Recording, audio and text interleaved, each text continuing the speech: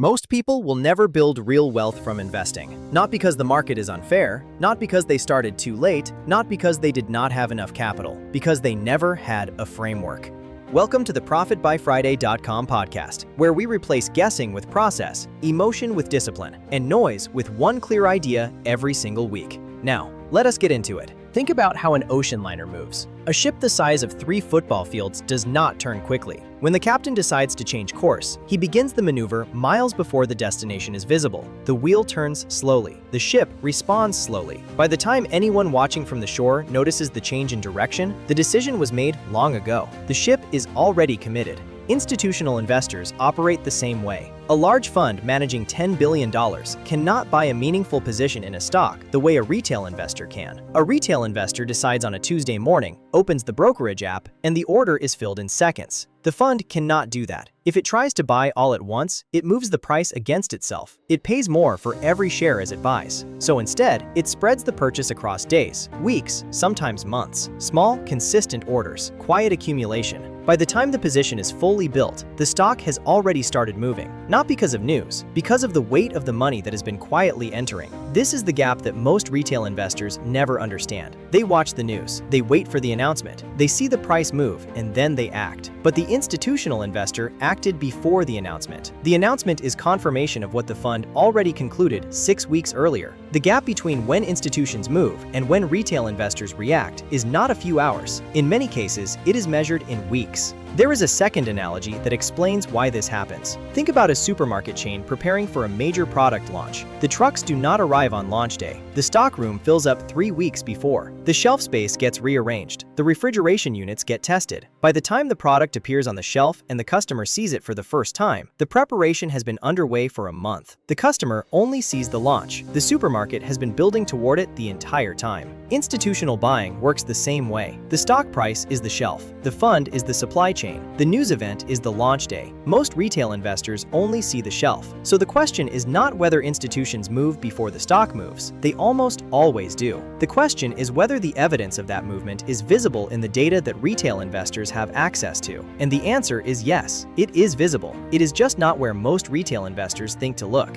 The mistake most retail investors make is waiting for certainty before acting. But certainty in markets arrives after the move, not before it. By the time the story is certain, the price has already moved to reflect it. Think about a weather station. A meteorologist does not wait until it is raining to tell you it is going to rain. They read the pressure systems, the humidity, the wind patterns, the satellite data. They are reading the conditions that precede rain, not rain itself. Their job is to read the leading indicators, not the lagging ones. Rain falling is a lagging indicator. Pressure dropping is a leading indicator. Institutional accumulation works the same way. There are 3 leading indicators that leave a footprint in the market data before the move arrives. The first is volume behavior during price consolidation. When a stock is moving sideways for several weeks, the volume pattern tells you whether institutions are quietly building positions or whether the stock is simply being ignored. If the volume on the weeks where the stock closes up is consistently higher than the volume on the weeks where the stock closes down, something is happening beneath the surface. Money is entering more aggressively than it is leaving. That asymmetry is not random. A retail investor selling 30 shares does not create that pattern. A fund deploying $50 million does. The second is the weekly closing price pattern. Stocks under institutional accumulation tend to close near the high of their weekly range, even during periods of apparent sideways movement. Think of it as a spring being compressed. Every time the price pulls back, the large buyer steps in and supports it. The closes stay elevated. The range tightens. The stock looks like it is doing nothing, but the invisible floor beneath it is getting stronger.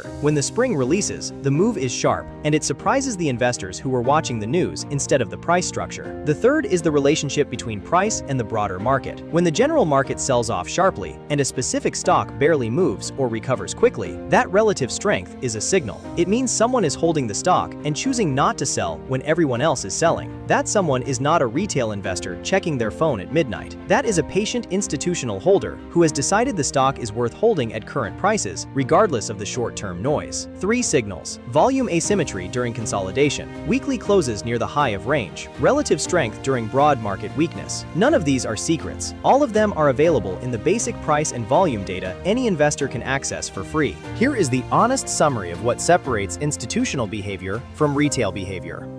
Institutions are running a process. They complete research before buying. They size positions based on conviction. They build slowly and deliberately. They are not reacting to the news cycle. They are acting on conclusions drawn weeks before the news cycle catches up. Think about how a chess grandmaster plays differently from a beginner. The beginner reacts to each move as it appears on the board. They see a threat and they respond to the threat. They are always one move behind. The grandmaster is thinking 7 moves ahead. They are not reacting to the board as it is now. They are building toward a position they have already visualized. Every move they make is part of a sequence the opponent has not seen yet. Retail investors play chess like beginners. They react to the board as it appears. They see the stock moving and they buy. They see the news headline and they sell. They are always responding to what has already happened. Institutional investors play like grandmasters. The move you see on the screen today was planned weeks ago. The position was built during the quiet period when nobody was paying attention. By the time you see the stock moving, the grandmaster has already moved on to the next sequence.